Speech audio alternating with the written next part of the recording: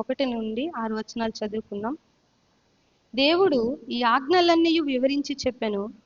నీ దేవుడనైన యెహోవాను నేనే దాసుల గృహమైన ఐగుప్తు దేశములో నుండి నిన్ను వెలుపలికి రప్పించి తిని, నేను తప్ప వేరొక దేవుడు నీకు ఉండకూడదు.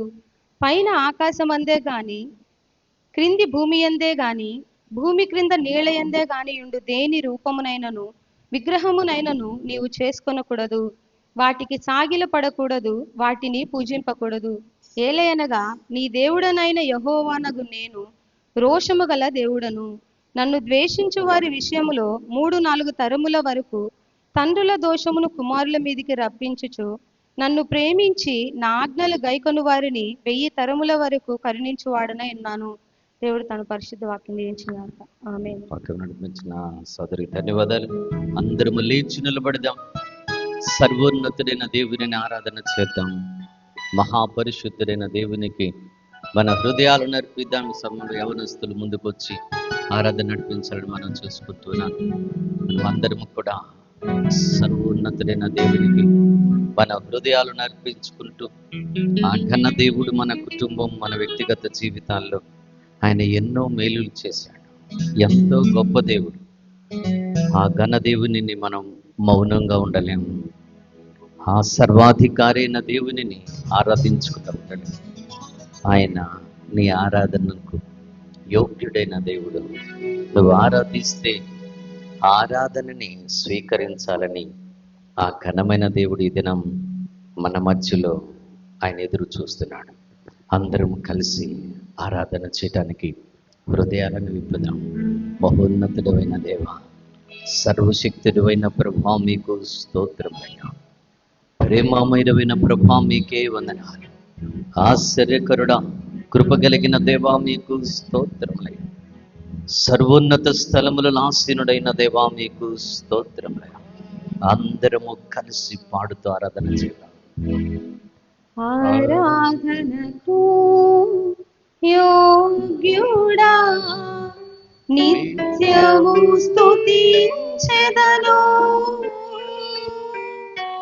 నీ మేలులను మరువకనే ఎల్లప్పుడు స్తుతి పాడుదను. ఆరాధనకు యోగ్యుడా, నిత్యము స్తుతించెదను. నీ మేలులను మరువకనే ఎల్లప్పుడు స్తుతి పాడుదను. ఆరాధన ఆరాధన ఆరాధన నీ మేలులకై ఆరాధన, నీ దీవెనలకై ఆరాధన, నీ మేలులకై ఆరాధన, నీ దీవెనలకై ఆరాధన, ఆరాధన, ఆరాధన, ఆరాధన, ఆరాధన.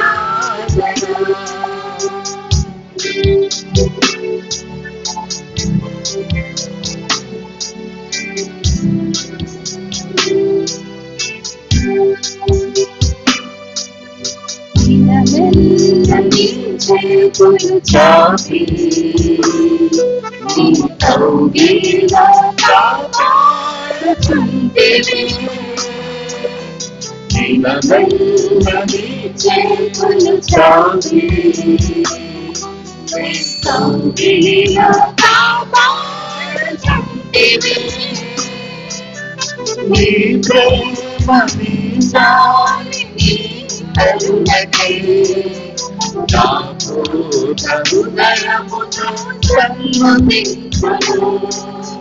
నీ ప్రేమ, నీ జాలి, నీ కరుణకై నాకు హృదయమును సన్మతించును.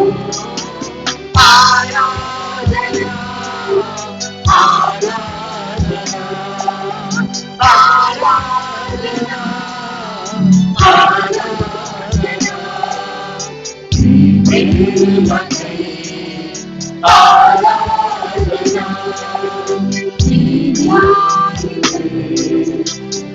ఆరాధన ప్రేమకై ఆరాధన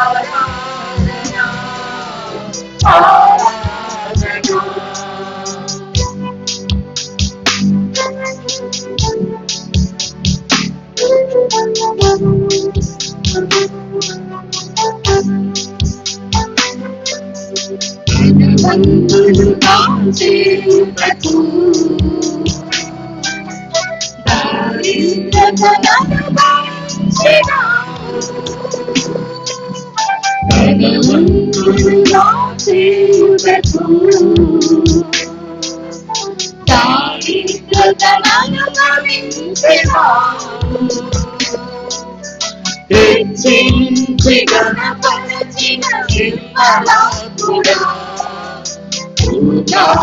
మనసుతో పనియాడుతను హెచ్చించి గణపరచిన నిర్మలాత్ముడా మనసుతో పనియాడుతను ఆరాధన ఆరాధన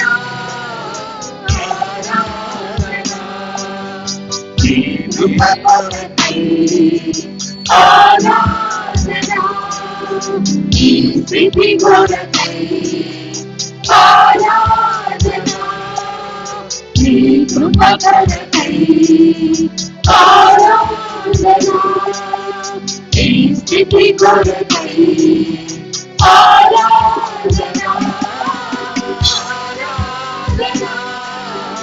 ఆరాధన ఆరాధన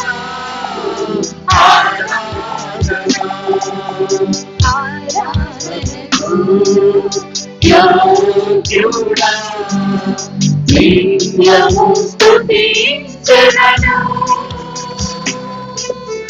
నీ మేలులను పరుగతనే ఎల్లప్పుడు స్తుతి పాడుదను ఆరాధనకు యోగ్యుడా నిత్యము స్తుతించెదను నీ మేలులను పరుగతనే ఎల్లప్పుడు స్తుతి పాడుదను ఆరాధన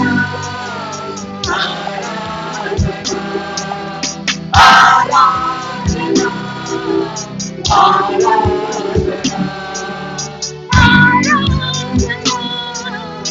ఆరాధన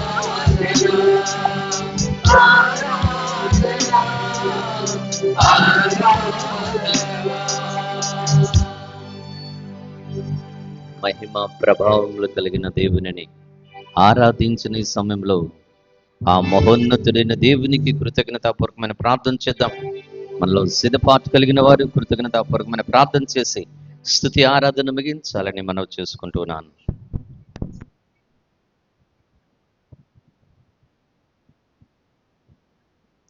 పరిశుద్ధుడా, ప్రేమ గల తండ్రి, నీ బంగారు పాదాలకి కోట్లాది కోట్లు స్తుతులు స్తోత్రాలు నాయన.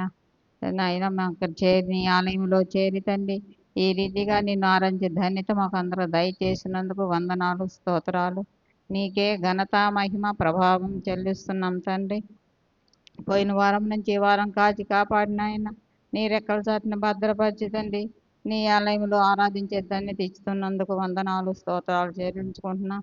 ఇక్కడ చేరిన ప్రతి ఒక్క బిడ్డను పేరు పేరున దీవించి ఆస్వాదించునైనా వాళ్ళకి కావాల్సిన అక్కలు తీర్చమని వేడుకుంటున్నాను తండ్రి. వందనాలు స్తోత్రాలు. అలాగే పాస్టర్ గారిని దీవించి ఆస్వాదించున్నాయన రాకపోవడం క్షేమంగా చేర్చినాయన నీ ఆలయంలో తండ్రి మాకు వాక్యం చెప్పే భాగ్యం తండ్రి ఇచ్చినందుకు వందనాలు స్తోత్రాలు తండ్రి. వాక్యం చెబుతుండగా తండ్రి మాకు విని గ్రహించినాయన వాక్యానుసారంగా జీవించే భాగ్యం అందరికి దయచేయమని నజరేయుడైన యేసుక్రీస్తు నామమున బతిమలాడి వేడుకుంటున్నాను తండ్రి. ఆమేన్, ఆమేన్. దయచేసి కూర్చుందాం. ప్రార్థించిన వారికి ప్రత్యేక ధన్యవాదాలు తెలియపరచుకుంటున్నా. దేవుని వాక్యాన్ని మనం ధ్యానించడానికి అందరము సిద్ధపడదాం. ప్రత్యేకంగా మరి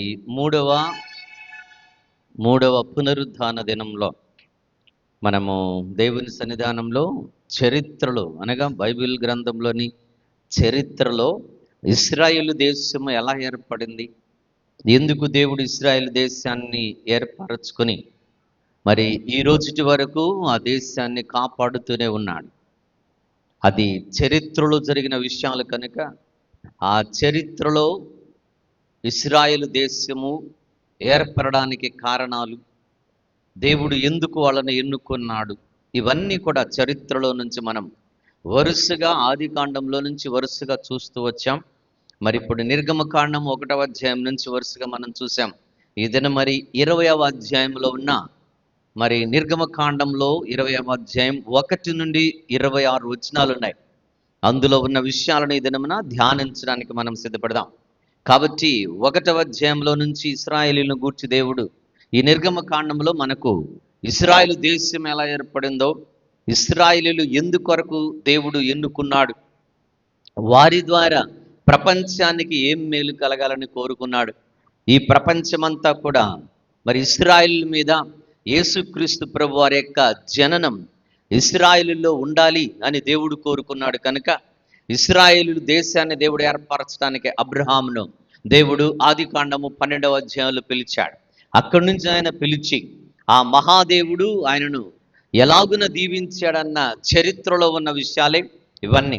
అందుకొరకే ఐగుప్తు దేశంలో ఇశ్రాయేలు చెరలోకి వెళ్ళిపోయిన విషయాన్ని మనం వరుసగా చూసాం. అక్కడి నుంచి దేవుడు వారిని విడిపించుకొని అనగా ఫరో యొక్క బానిస సంఖ్యలలో నుంచి దేవుడు వారిని విడిపించుకొని ఆయన నడిపించుకుంటూ వచ్చాడు. మరి ఇశ్రాయేలీలు ఆ ప్రయాణంలో అనగా ఐగుప్తులో నుంచి బయలుదేరి సీనాయి పర్వతం యొక్క అరణ్యానికి చేరుకున్నారు.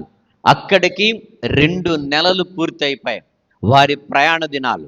3వ నెలలో వారు ప్రవేశించారు. కాబట్టి వారు దేవుని సన్నిధానంలో జరిగించిన దేవాతి దేవుడు వారిని ఎలాగున నడిపించాడనే చరిత్రలో 20వ అధ్యాయంలో నుంచి మనం చూడబోతున్నాం. కనుక ప్రార్థన చేసుకుని దేవుని సహాయతను కోరుదాం. మహోన్నతుడైన దేవ, పరిశుద్ధుడైన ప్రభా, మీ సన్నిధిని వందనాలు. మీ కృప కొరకై మీకు ప్రత్యేకమైన వందనాలు తెలియపరుచుకుని మమ్ములను ఈ మధ్యాహ్నపు వేళ జ్ఞాపకం చేసుకుని వాక్యములో ఉన్న ప్రతి విషయాన్ని గ్రహించుటకు మమ్మలందరినీ కూడా సిద్ధపరచమని, ఆత్మీయ జ్ఞానం మాకు దయచేయమని క్రీస్తు ప్రభు వారి ఘననామములు అడిగి వేడుకుంటున్నాము తండ్రి, ఆమెన్. పరిశుద్ధ దేవుని కొందనాలు. అందరికీ యేసుక్రీస్తు ప్రభు నామములందరికీ శుభాలు. మరి ఈ 20వ అధ్యాయాన్ని మనం ఆలోచించినప్పుడు వీళ్ళు ఆ సర్వోన్నతుడైన దేవుడు ఎన్నుకొనిన బిడ్డలుగా ఐగుప్తులో నుంచి వారు సీనాయి పర్వతానికి వచ్చారు. మనం గమనించాలి, సీనాయి పర్వతం అంటే మోషే నిర్గమకాండము 3వ అధ్యాయంలో 10లో నుండి దేవుడు మోషేతో మాట్లాడాడే ఆ పర్వతమే దేవుని పర్వతంగా చెప్పబడింది.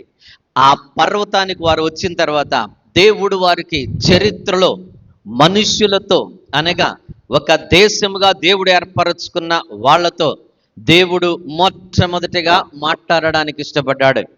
అందుకొరకే ఇశ్రాయేలీలతో దేవుడు మాట్లాడడానికి 20వ అధ్యాయంలో మనం చూడగలుగుతాం. అంతకుముందు దేవుడు మోషేతో ఒక్కడితో మాత్రమే మాట్లాడేవాడు. కానీ ఇక్కడ ఒక దేశము దేవుడు ఏర్పరచుకోవాలనుకున్న దేశం యొక్క ప్రజలతో దేవుడు మాట్లాడడానికి ఇష్టపడ్డాడు. చరిత్రలో మొట్టమొదటిగా ఈ భూమి మీద దేవుడు మాట్లాడింది మరి ప్రజలతో మాట్లాడింది ఈ అధ్యాయంలోనే. అలాగనే ఈ అధ్యాయంలో దేవుడు వారికి చట్టాన్ని ఇస్తున్నాడు. దేవుని చట్టం, ఆ చట్టమే వాళ్ళకు రాజ్యాంగం. అందుకొరకే ఆ చట్టాన్ని అనగా ధర్మశాస్త్రాన్ని దేవుడు ఇస్తున్నాడు. ఆ ధర్మశాస్త్రాన్ని వారు అక్కడ నేర్చుకోవడానికి సిద్ధపడుతూ ఉన్నారు. అది కూడా అంటే ప్రపంచంలో మొట్టమొదటిసారిగా సర్వోన్నతుడైన మహోన్నతుడైన దేవుని రాజ్యాంగం, చట్టం అనేది ఈ భూమి మీద ఉన్న ప్రజలకు మొట్టమొదటిగా ఇవ్వబోతున్న అధ్యాయమే ఈ 20వ అధ్యాయం. అందులో దేవుడు మొట్టమొదటిగా మాట్లాడుతున్నాడు మరి ప్రజలతో.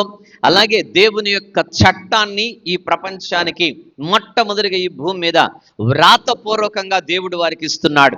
ఆ చట్టంలోని మొదటి భాగమే మనం గమనించినప్పుడు 10 ఆజ్ఞలు అని మనం గమనించగలుగుతున్నాం. అందుకే మనం ఆలోచించాల్సిన విషయం, మనము మోషే ధర్మశాస్త్రం, దానినే హిబ్రూ భాషలో తోరా అని పిలుస్తారు. తోరా అంటే ద లా అని అర్థం, దానినే మొసాయిక్ లా అని పిలుస్తారు. అనగా మోషే ధర్మశాస్త్రాన్ని దేవుడు మొట్టమొదటిగా ఇశ్రాయేలులకు ఆయన ఇవ్వబోతున్నాడు. అది కూడా రిటర్న్ ధర్మశాస్త్రం, వ్రాయబడిన ధర్మశాస్త్రాన్ని ఇశ్రాయేలులకు ఇవ్వడానికి దేవుడు సిద్ధపడ్డాడు అక్కడ. అందుకే ఈ 20వ అధ్యాయంలో దేవుడిచ్చిన ధర్మశాస్త్రంలో మొట్టమొదటి ఆజ్ఞల రూపంలో దేవుడిచ్చాడు. ఆ ఆజ్ఞలే 10 ఆజ్ఞలు అని మనం చూడగలుగుతాం. అయితే మీకు నేను జ్ఞాపకం చేస్తున్నాను ఏంటి అంటే, మన భారత రాజ్యాంగం ఎన్ని దేశాల రాజ్యాంగాల్ని చూసి దానిలో ఉన్న శ్రేష్టమైన వాటిని మనము తీసుకొని మనకొక రాజ్యాంగంగా మనం రాసుకోగలిగాం. దానికి డాక్టర్ బిఆర్ అంబేద్కర్ మేధావి, ప్రపంచ మేధావుల్లో గొప్ప వ్యక్తిని దేవుడు ఈ భారతదేశానికి సిద్ధపరచాడు. ఆయన ఇచ్చిన రాజ్యాంగం, ఆయన చదివి ఆ రాజ్యాంగాన్ని భారతదేశానికి ఇవ్వడం జరిగింది. మరి ఆ రాజ్యాంగం ఎక్కడి నుంచి వచ్చిందంటే 10 దేశాల నుంచి మనము సేకరించుకోగలిగాం. అందులో గ్రేట్ బ్రిటన్ ఒకటి, అమెరికా ఒకటి, ఫ్రాన్స్ ఒకటి, అలాగుననే ఫ్రాన్స్ తర్వాత జపాన్ ఒకటి, ఇలాగున 10 దేశాల రాజ్యాంగాల్ని వాళ్ళు సమీకరించి శ్రేష్టమైన దానిని వాళ్ళు స్వీకరించి మన కల్చర్లో మనకు ఏవి కావాలో, ఏవి అవసరమో ఆ రాజ్యాంగాన్ని వ్రాశారు. ఆయనే దానికి అధ్యక్షుడిగా ఆ కమిటీని, ఆ కమిషన్ని నడిపించిన జాతీయ అధ్యక్షుడిగా ఉన్న డాక్టర్ బిఆర్ అంబేద్కర్ గారు చాలా గొప్ప వ్యక్తి. ప్రపంచ మేధావుల్లో ఆయనే మొదటి వాడని చెప్పడానికి ఎక్కడెక్కడ మనం వెనకాడాల్సిన అవసరం లే. అలాంటి వాళ్ళను దేవుడు లేపుతూ ఉంటాడు ఈ భారతదేశానికి కావాలని. అందుకొరకే నేను ఏం చెప్పాలని ఇష్టపడుతున్నాను అంటే, ఆ రాజ్యాంగాలను మనం తీసుకున్నామే, ఆ రాజ్యాంగాలు ఎలా ఏర్పడ్డాయి అంటే, గ్రేట్ బ్రిటన్ రాజ్యాంగం ఎక్కడి నుంచి వచ్చింది, అమెరికా రాజ్యాంగం ఎక్కడి నుంచి వచ్చింది, వీటన్నిటిని టోటల్గా మనం చూసుకున్నప్పుడు పరలోక రాజ్యాంగాన్ని దేవుడు ఎప్పుడైతే ఈ ప్రపంచానికి అందించాడో, ఆ పరలోక రాజ్యాంగమే తోరా అనబడిన హిబ్రూ భాషలో చెప్పబడిన రాజ్యాంగం యొక్క చట్టం. అందుకే దానిని లా అని పిలుస్తారు, మోషే ధర్మశాస్త్రం అని పిలుస్తారు. ఆ ధర్మశాస్త్రములో ఉన్న విధులు, ధర్మశాస్త్రంలో ఉన్న సోషల్ లైఫ్ యొక్క చట్టాలన్నిటిని కూడా అందరూ ఫిల్టర్ చేసి రాసుకొని వాళ్ళ దేశానికి, వాళ్ళ రాజ్యానికి అవసరమైన అనుగుణంగా తయారు చేసుకున్నదే ఈ ప్రపంచంలోని ప్రతి రాజ్యాంగం. అందుకొరకే మూలమేందయ్యా అంటే ఈ రాజ్యాంగం. ఈ రాజ్యాంగాన్ని ఈ ప్రపంచంలో మొట్టమొదటిగా ఫిల్టర్ చేసుకొని రాసుకున్నారు. ఈ రాజ్యాంగాన్ని చూసి ఆ ఫిల్టర్ చేయబడిన రాజ్యాంగంలో నుంచే మన రాజ్యాంగాన్ని, మన చట్టాలని మనం తయారు చేసుకున్నాం. అందుకొరకే బైబిల్ గ్రంథంలో ఆయన రాయించిన చట్టంలో ఎక్కడ రాజ్యం ఎలా ఉండాలి, రాజు ఎలా ఉండాలి, సైన్యం ఎలా ఉండాలి, కుటుంబాలు ఎలా ఉండాలి, ఉద్యోగాలు ఎలా ఉండాలి, కుటుంబంలో ఎలాంటి నీతి ఉండాలి, భార్యకు ఎలా నీతి ఉండాలి, భర్తకు ఎలాంటి నీతి ఉండాలి, ఇవన్నీ కూడా చట్టపరంగా దేవుడు రాయించి ఈ ప్రపంచంలో మానవులకు అందించినది ఇదే ధర్మశాస్త్రం. దానిని ఆది కాండం నుంచి మనం గమనించినట్లయితే ద్వితీయోపదేశ కాండం, తెలుగులో పంచకాండాలు అని పిలుస్తారు. 5 కాండాలుగా చెప్పబడినవి. అందుకొరకు ఇది సుమారు వాళ్ళు ఇక్కడికి చేరేపటికి క్రీస్తుకు పూర్వం మనం గమనించినప్పుడు వాళ్ళు 1446లో బహుశా సుమారుగా వాళ్ళు సీనాయి పర్వతానికి వాళ్ళు చేరారు. అలా చేరినప్పుడు దేవుడు ధర్మశాస్త్రాన్ని వారికి దేవుడు అనుగ్రహిస్తున్నాడు. ఆ ధర్మశాస్త్రాన్ని మనం గమనించినప్పుడు అక్కడ ఇవ్వబడిన శ్రేష్టమైన విధులు ఏంటి, అందులోవి మనకి ఎలా ఉపయోగపడుతున్నాయి అన్న విషయాన్ని మనం ఇక్కడ గమనిస్తే మనము చూద్దాం. ఇక్కడ 19వ అధ్యాయంలోకి మనం వచ్చి దానిలో ఉన్న విషయాలను మనం ఆలోచన చేయాలి. ఏంటి అనేది మనం గమనిస్తే, అక్కడ సీనాయి అరణ్యంలోనికి వాళ్ళు ప్రవేశించారు. సీనాయి అరణ్యంలో ప్రవేశించిన తర్వాత దేవుడు వారితో మాట్లాడాలి అని అనుకున్నాడు. గమనించారా? దేవుడు వారితో మాట్లాడాలి అంటే వాళ్ళు ఎలా ఉన్నారు, వాళ్ళ స్థితిగతులు ఏంటి అనేది 18వ వచనంలో మనం గమనిస్తే, దేవుడు మొట్టమొదటిగా ఇశ్రాయేలుతో మాట్లాడడానికి ఇష్టపడ్డాడు. మాట్లాడినప్పుడు వాళ్ళు ఎలా, దేవుడు అక్కడికి రాగానే వాళ్ళకి ఎలా కనిపిస్తున్నది ఆ ప్రదేశం. చదవండి 18వ వచనాన్ని మనం చదివితే, యెహోవా 20వ అధ్యాయం 18వ వచనం, ప్రజలందరూ ఆ ఉరుములు, ఆ మెరుపులు, ఆ బూర ధ్వని, ఆ పర్వత ధూపమును చూచి భయపడి తొలగి దూరముగా నిలిచి మోషేతో ఇలా అంటున్నారు, నీవు మాతో మాట్లాడయ్యా, మేము వింటాం లేక విందుము. దేవుడు మాతో మాట్లాడిన యెడల మేము చచ్చిపోతాం అని ప్రజలంతా కూడా భయపడుతూ ఉన్నారు. కారణం ఏందయ్యా అంటే, సర్వోన్నతుడైన మహాదేవుడు, మహాపరిశుద్ధుడైన దేవుడు సీనాయి పర్వతం మీదకి వచ్చాడు. మొట్టమొదటిగా భూమి సృష్టించిన తర్వాత చరిత్రలో ఒక దేశ ప్రజలతో మాట్లాడడానికి, దేశ ప్రజలను దేవుడు మాట్లాడాలి అనుకున్న సందర్భం ఇదే. మొట్టమొదటిగా అది ఎలా ఉంది అంటే, ఆ సీనాయి పర్వతం అంతా కూడా చీకటిమయమైపోయింది. అనగా సూర్యుని యొక్క వెలుతురు దాన్ని తాకలేకుంది. అక్కడ మనం గమనించినట్లయితే కారు మేఘాలతో ఆ పర్వతం అంతా కమ్మిపోయింది. కారు మేఘాలతో ఉన్న ఆ పర్వతంలో వాళ్ళు వింటున్నది ఏంటి అంటే, వాళ్ళు అనేక మార్లు ఉరుముల ధ్వనులు విన్నారు. కానీ ఇప్పుడు వాళ్ళు వింటున్న ఉరుముల ధ్వనులు వర్షకాలం వచ్చే ఉరుముల ధ్వనుల్లా వాళ్ళకు అనిపించడం లేదు. అలాగే వర్షకాలం వచ్చే మెరుపులు వాళ్ళు చూడటం లేదు. ఆ ధ్వని, ఆ ఉరుములు, ఆ మెరుపులు, మహోన్నతుడైన దేవుడు అక్కడ దిగున్నాడు కనుక సూర్యుని యొక్క వెలుగు అక్కడ లేదు.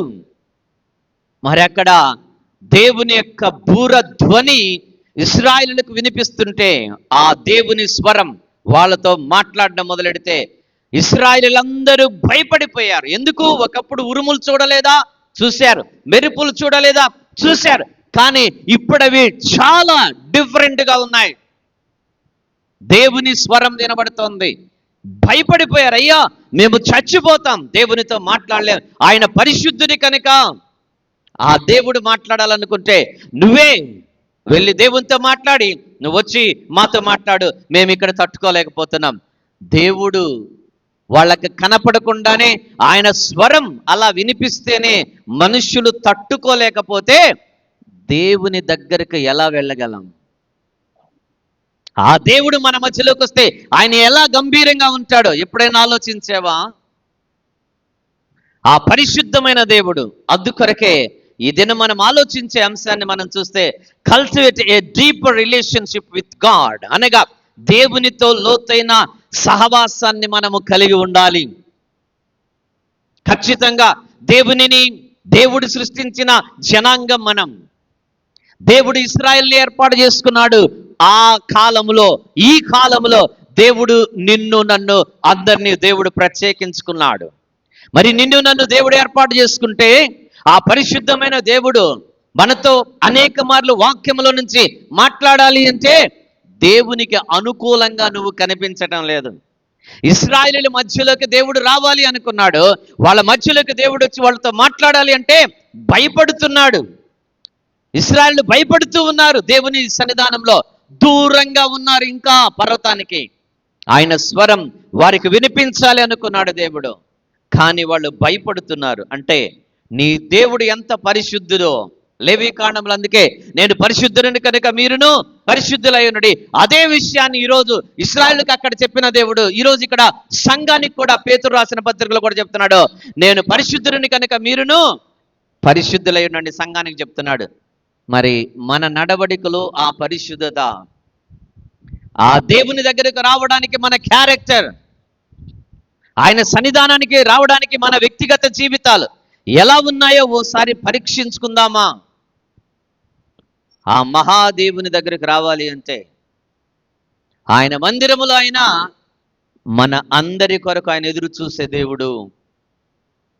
ఇశ్రాయేలీలు అక్కడ ఆ మహిమ కలిగిన దేవాతి దేవుడు వాళ్ళకి కనిపించకుండానే ఆయన మహిమతో ఆ సీనాయి పర్వతంకి వస్తే ఎక్కడో ఉన్న ఇశ్రాయేలు తట్టుకోలేకపోయినా ఇశ్రాయేలు జనాంగం అయితే అదే మహిమతో దేవుడు ఇశ్రాయేలు మధ్యలో చేరి మాట్లాడాలనుకుంటే వారు దేవుణ్ణి తట్టుకోలేకపోయారు. మరి ఈరోజు ఆ దేవుడు మన మధ్యలో ఆత్మస్వరూపిగా ఉంటూ అలాంటి మహిమను మనకు చూపించకుండా ఆయన మహిమలో వస్తే మనం తట్టుకోలేమని ఆయన ఆత్మస్వరూపిగా మన మధ్యలో ఉంటుంటే దేవుడంటే మనకు చాలా తక్కువ. మన హృదయంలో దేవుడు అంటే చాలా తక్కువ ఆలోచన. ఆ పరిశుద్ధ దేవుడు ఏమని అన్నాడు, ఆయనతో నాకు సహవాసం ఉండాలని దేవుడు ఇశ్రాయేలు మధ్యలోకి దిగితే వాళ్ళందరూ వెళ్ళిపోయారు. మరి ఈ దినం ఆయన సంఘముగా మన మధ్యలో ఆయన ఉండాలనుకుంటే ఆ దేవుడు అంటే మనకు భయం ఉంటే ఆ పరిశుద్ధత అనే భయం మనకు ఉంటుంది. ఆ దేవుడనే భయం మనకుంటే వారానికి ఒక రోజు దేవుడు నాకు సంఘములో ఆయన నా కొరకు ఎదురు చూస్తున్నాడు, నన్ను ఇంతగా దీవించిన దేవుడు నా కొరకు ఎదురు చూస్తున్నాడు, ఇంతగా నన్ను ఆశీర్వదించిన దేవుడు నా కొరకు ఎదురు చూస్తున్నాడు, నన్ను సజీవుడిగా ఉంచిన దేవుడు నా కోసం ఎదురు చూస్తున్నాడు, నన్ను కాపాడుతూ నా కుటుంబాన్ని దీవిస్తున్న దేవుడు నా కొరకు ఎదురు చూస్తున్నాడు అని ఆ దేవుని దగ్గరకు వచ్చేటప్పుడు మనలను మనము జాగ్రత్తగా పరిశీలన చేసుకుని వస్తాం. కానీ మనమే ఆ దేవుడు వారితో ఏం చెప్పాడని 20వ అధ్యాయం 1వ వచనంలో మనం చూస్తే, 2వ వచనంలో మనం చూస్తే, నీ దేవుడైన యెహోవాను నేనే. ఆయన అదే చెప్తాడు, నీ దేవుడైన యెహోవాను యావే. మీరు గమనించారా, ఇశ్రాయేలీల బైబిల్లో హిబ్రూ భాషలో యావే అనే పదాన్ని వాళ్ళు ఎలా రాస్తారో దాన్ని ఇంగ్లీష్లోకి తర్జుమా చేస్తే యావే అని ఎలా రాస్తారో తెలుసా? ఆ యావే పదాన్ని పలకకూడదనే భయంతో వాళ్ళు వొవెల్స్ తీసేస్తారు. దాంట్లో ఇంగ్లీష్ బైబిల్లో వొవెల్స్ అంటే తెలుగులో అచ్చులు తీసేస్తారా? కరెక్టేగా? నేను అచ్చులు అని కరెక్టే కదా సార్? అచ్చులు, వొవెల్స్ అంతే. ఎస్, అచ్చులు మనం తెలుగులో అచ్చులు అంట. అవి తీసేస్తారు. ఎందుకో తెలుసా? వాళ్ళు రాసేది YHWH మధ్యలో అచ్చులు తీసేస్తారు, వొవెల్స్ తీసేస్తారు. ఎందుకో తెలుసా? అది పలకూడదు. ఆ పదాన్ని YHWH అంటే దాన్ని ఇక పలకలేరు కదా, అందుకే దేవుడు అని చెప్తారు, కానీ యావే అని వాళ్ళు స్పెల్లింగ్ చేయకూడదు. అంత పరిశుద్ధమైన దేవుని నామాన్ని వాళ్ళంత భయంతో బైబిల్ గ్రంథంలో అలా రాసుకుని ఉంటే మనకు దేవుడంటే, మన హృదయాలకు దేవుడంటే, మన వ్యక్తిగత జీవితాలకు దేవుడంటే ఎంత గౌరవం ఉందో ఒకసారి ఆలోచించుకుందాం. ఆ దేవుడు నీ కొరకు ఎదురు చూసే సమయం, ఆయన సన్నిధానానికి మనం వస్తే అందుకే ఆయన చెప్తున్నాడు, నీ దేవుడైన యెహోవాను నేనే.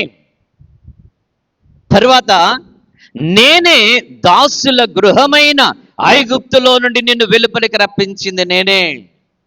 అంటే ఆ రోజుల్లో మరి ఐగుప్తు సామ్రాజ్యం యొక్క చక్రవర్తులు ఫరో వాళ్ళ చేతుల్లోంచి ఎవరు కూడా బయటికి రాలేరు.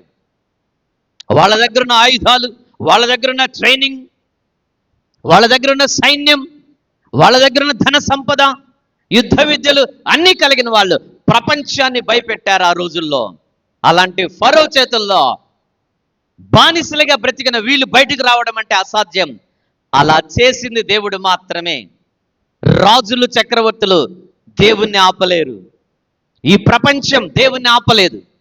ఈ ప్రపంచంలో నాయకులు, సామ్రాజ్యాలు, చక్రవర్తులు ఆయన్ని ఆపలేకపోయినట్టు చరిత్రలో మనం చూస్తాం. మరి అందుకొరకే దేవుడు ఆయన సాక్ష్యం చెప్తున్నాడు, నేనే దాసుల గృహమైన ఐగుప్తు నుండి మిమ్మల్ని వెలుపలికి రప్పించిన దేవుడిని నేనే, గుర్తు పెట్టుకోండి అని వాళ్ళకి చెబుతూ దేవుడు ఇక్కడ 10 ఆజ్ఞలు ఇచ్చాడు. వరుసగా చదివి దాని డివిజన్లోకి మనం వెళ్ళడానికి ప్రయత్నం చేద్దాం. చూద్దాం. మొట్టమొదటి 3వ వచనంలో నేను చదువుతా వినండి. ఏం చెప్పాడు చూడండి. నేను తప్ప ఈ ప్రపంచంలో నేను తప్ప వేరొక దేవుడు నీకు ఉండకూడదు ఈ ప్రపంచంలో. నేను తప్ప వేరొక దేవుడు ఉండకూడదు. అది ఏంటో అక్కడ వివరిస్తాడు. తరువాత ఆయన ఏం చెప్తాడో తెలుసా? విగ్రహములను చేయకూడదు. అది 4వ వచనం నుంచి 5, 6 దాకా ఉండే విషయం. అంటే విగ్రహాలు చేయకూడదు. తర్వాత మూడవ విషయం ఆజ్ఞ, ఆయన నామాన్ని ఎక్కడ కూడా వ్యర్థముగా ఉచ్చరింపకూడదు. 4వ ఆజ్ఞ 8వ వచనంలో, విశ్రాంతి దినమును పరిశుద్ధముగా ఆచరించుటకు జ్ఞాపకం ఉంచుకోవాలి. అది దేవుని యొక్క 4. గమనించారా? 1వది దేవుడి గురించే, 2వది దేవుని గురించే, 3వది దేవుని గురించే, 4వది కూడా దేవుని గురించే. అంటే 4 ఈ మనకిచ్చిన 10 ఆజ్ఞల్లో 4 ఆజ్ఞలు దేవుని గురించే ఇచ్చాడు. అంతేనా? తర్వాత చూడండి, మనం గమనించినప్పుడు మనము ఆ 13వ వచనం 13 లేక 12 నుంచి మనం చూస్తే గమనించినట్లయితే, తల్లిని తండ్రిని ఏం చేయాలా? సన్మానించాలి. తర్వాత 6వది నరహత్య చేయకూడదు. 7వది వ్యభిచరింపకూడదు. తర్వాత దొంగిలికూడదు. నీ పొరుగువాని మీద అబద్ధ సాక్ష్యం చెప్పకూడదు. నీ పొరుగువాని ఇల్లు లేక నీ పొరుగువానిది ఏది కూడా ఆశింపకూడదు. ఇవి 10. అంటే మొదటి 4 దేవునికి సంబంధించినవి. తరువాత 6 ఎవరిని గురించి రాశాడు? సమాజం, మనుషులు, సొసైటీ, దీని గురించి రాశాడు. అంటే తల్లిదండ్రులు సన్మానించడం, ఎవరిని హత్య చేయకూడదు, వ్యభిచారం చేయకూడదు, ఇవన్నీ కూడా సొసైటీ, సమాజం అంటే మనుషులు. ఎందుకు ఈ 2 డివిజన్ అంటే 4 వచ్చి దేవునికి సంబంధించినవి, మిగిలిన 6 వచ్చి మనుషులకు సంబంధించినవి. వీటిని జ్ఞాపకం చేసుకుని ఇప్పుడు మన మత్తయి సువార్తలోకి వెళ్దాం. సంఘానికి దేవుడు ఈ 10 ఆజ్ఞల్ని ఎలా ఇచ్చాడు? సంఘానికి దేవుడు ఈ 10 ఆజ్ఞలను ఎలా ఇచ్చాడు?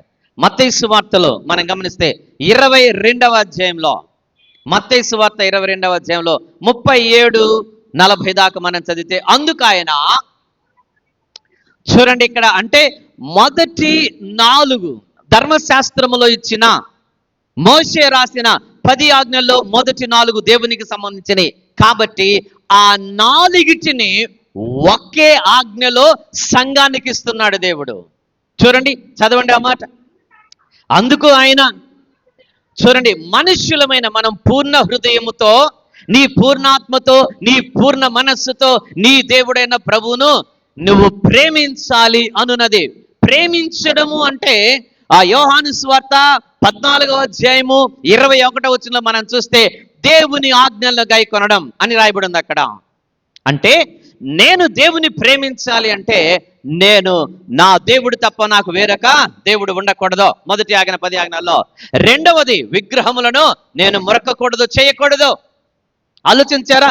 ఆయన నామాన్ని వ్యర్థంగా ఉచ్చరింపకూడదు. తర్వాత 4 విశ్రాంతి దినమును పరిశుద్ధ దినముగా ఆచరించాలి. ఈ 4 కలిపితే పూర్ణ హృదయముతో నేను దేవుణ్ణి, నా పూర్ణ ఆత్మతో నేను దేవుణ్ణి, నా పూర్ణ మనస్సుతో నేను దేవుణ్ణి ఆరాధన చేస్తున్నానంటే ఆ ఆజ్ఞను 10 ఆజ్ఞల్లో 4 ఆజ్ఞలను నేను అనుసరిస్తున్నాను అని అర్థం. చూడండి, అందులో ఇక్కడ చూడండి 38లో ఏం రాశాడు?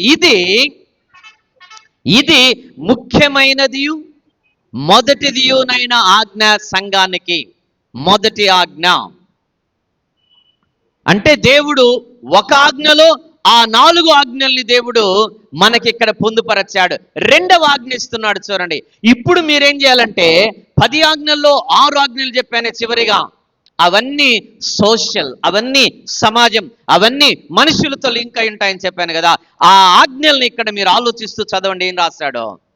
నిన్ను వలె నీ పొరుగువాని ప్రేమింపవలెను అనేది 2వ ఆజ్ఞ. అనగా నేనేం చేయకూడదు? నా తల్లిదండ్రులని సన్మానించడం నేర్చుకోవాలి. నేను నరహత్య చేయకూడదు, వ్యభిచరించకూడదు. చూసారా? ఈ 6 ఆజ్ఞలు తీసుకొచ్చి దేవుడు నిన్ను వలె నీ పొరుగు వారిని నువ్వు ప్రేమించాలి. ఇప్పుడు మనకు అర్థం అవ్వాలి అంటే ఆ కంటిన్యూషన్, ఈ 2 ఆజ్ఞలు జాగ్రత్తగా చదవండి. ఈ 2 ఆజ్ఞలు ధర్మశాస్త్రం అంతటిని, అనగా పాత నిబంధనలు నిర్గమకాండం 20వ అధ్యాయంలో దేవుడు ప్రారంభించాడే 10 ఆజ్ఞలతో ఆ ధర్మశాస్త్రం అంతటిని ప్రవక్తలకు ఆధారం ఈ 2 ఆజ్ఞలు. అంటే దేవుడు అక్కడున్న 10 ఆజ్ఞల్ని మనకి ఇక్కడ 2 ఆజ్ఞల్లో సంఘానికి ఇచ్చాడు. అయితే ఆ 10 ఆజ్ఞల కంటే ఇవి శ్రేష్టమైన పదాలు, శ్రేష్టమైన స్థితులు. ఏమని? అయ్యా, నీ దేవుని నువ్వు పూర్ణ హృదయముతో, నీ పూర్ణాత్మతో, నీ పూర్ణ మనస్సుతో నీ దేవుడైన ప్రభు నువ్వు ప్రేమించాలి. రూలు. ఎందుకు రూలు? ఆయన ఇచ్చిన శరీరాన్ని కలిగి ఉన్నాం కదా, ఆయన ఇచ్చిన బ్రెయిన్ని కలిగి ఉన్నాం కదా, ఆయన చేసిన అవయవాల్ని కలిగి ఉన్నాం కదా, ఆయన చేసిన కళ్ళని కలిగి ఉన్నాం కదా, ఆయన చేసిన నోరుని కలిగి తింటున్నాం కదా, ఆయన ఇచ్చిన కాళ్ళతో నడుస్తున్నాం కదా, ఆయన ఇచ్చిన చేతులతో సంపాదించుకుంటున్నాం కదా.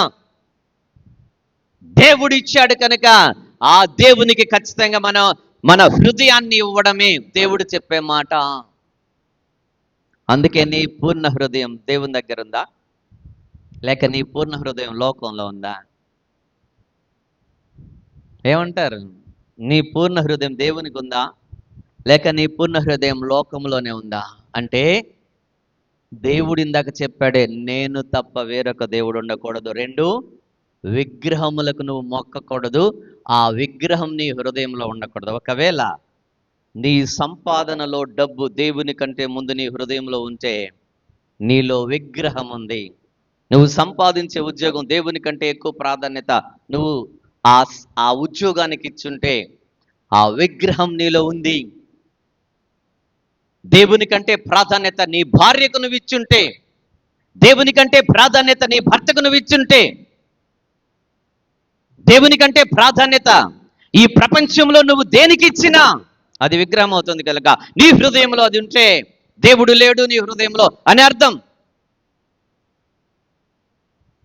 నీ పూర్ణ హృదయంతో చదవడం కాదు, నీ పూర్ణ హృదయంతో ప్రార్థన చేశాను ప్రభు అంటే అంతటితో చాలా. నా దేవునికే పూర్ణ హృదయం, నా దేవునికి నేను పూర్ణ హృదయం ఇచ్చి నన్ను ఎలా నేను ప్రేమించుకుంటున్నానో, అంటే ఈ ప్రపంచంలో నన్ను ఎలా నేను ప్రేమించుకుంటున్నానో అలాంటి ప్రేమను పంచే క్రైస్తవులు కావాలి అంటున్నాడు దేవుడు. అలాంటి ప్రేమను పంచే, అందుకే నిన్ను వలె నీ పొరుగువాన్ని ప్రేమించాలి. ఇది దేవుని యొక్క రూలు. అది కొత్త నిబంధనలో దేవుడు సంఘానికి ఇచ్చాడు కనుక ఇప్పుడు వెనక్కి వద్దాం. 20వ అధ్యాయం నిర్గమకాండంలో మనం గమనిస్తే ఇక్కడ నేను తప్ప నీకు వేరొక దేవుడు ఉండకూడదు, రూలు, చట్టం. ఆయన చేసిన ఈ ప్రపంచంలో బ్రతుకుతున్నాం. ఆయన ఇచ్చిన గాలిని ఉచితంగా పీల్చుకుంటున్నాం. ఆయన నీళ్ళు ఇస్తే మనము తాగి బ్రతుకుతున్నాం, పంటలు పండించుకుంటున్నాం.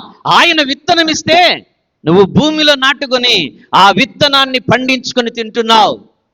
ప్రతిదీ దేవుడిచ్చిందే, గుర్తించుకో. నువ్వు వాడే ప్రతి వస్తువు దేవుడిచ్చిన జ్ఞానం, నువ్వు వాడే ప్రతి వస్తువు ఈ సృష్టిలో దేవుడిచ్చిన, నేను వేసుకున్న ప్రతి బట్ట, మనం వేసుకునే ప్రతి వస్త్రం ఈ ప్రపంచంలో దేవుడిచ్చిన సృష్టిలో నుంచి తయారు చేయబడింది. మన దేవుని యొక్క ఆ శ్రేష్టమైన దేవుడు మనకి ఇచ్చిన శ్రేష్టమైన ఈ జీవితంలో ఆయన ఇచ్చిన వాటిని వాడుకుంటూ ఆ దేవునికి నువ్వు ఆయన దేవుని దగ్గరికి నువ్వు రాలేకపోతే ఎలా? ఆ దేవునికి నీవు హృదయాన్ని అర్పించకపోతే ఎలా? అందుకొరకే నేను తప్ప నీకు వేరొక దేవుడు ఉండకూడదు. 2వ ఆజ్ఞ ఏం చెప్పాడు? పైన పైన బాగా చదువుతారని, పైన అందరూ చదవండి, సంఘం అంతా నిద్ర లేకుండా ఉంటుందని. ఇంకేం లేదులేండి. పైన మైండ్లో పెట్టుకున్నాం, తర్వాత ఈ భూమి మీద కానీ, తర్వాత భూమి కింద నీళ్ళ ఎందే కానీ ఏమి ఉండకూడదంట, దేని రూపాన్నైనా విగ్రహాన్నైనా మనం చేసి కొనకూడదు. అది ఏదైనా హృదయంలో ఉన్న విగ్రహాలు ఆలోచించుకొని, చేత్తో చేసుకున్న విగ్రహాలు ఏమైనా ఉన్నాయో ఆలోచిద్దాం. ఆకాశంలో ఎవరుంటారు? పైన ఎవరుంటారు? అందుకే దేవుడు నేనున్న ఆకాశంలో. సో ఆకాశంలో ఉన్న దేవునికి నువ్వేమైనా రూపాన్ని తయారు చేసావేమో భూమి మీద, అది అడుగుతున్నాడు దేవుడు. ఆకాశంలో ఉన్న దేవుని పేరు చెప్పి ఏమైనా రూపాలు ఏమైనా తయారు చేశారేమో అది అడుగుతున్నాడు దేవుడు అంటున్నా. అడుగుతున్నాడు. చేశారా? మీ ఇంట్లో యేసుప్రభు ఫోటోలు ఉన్నాయా?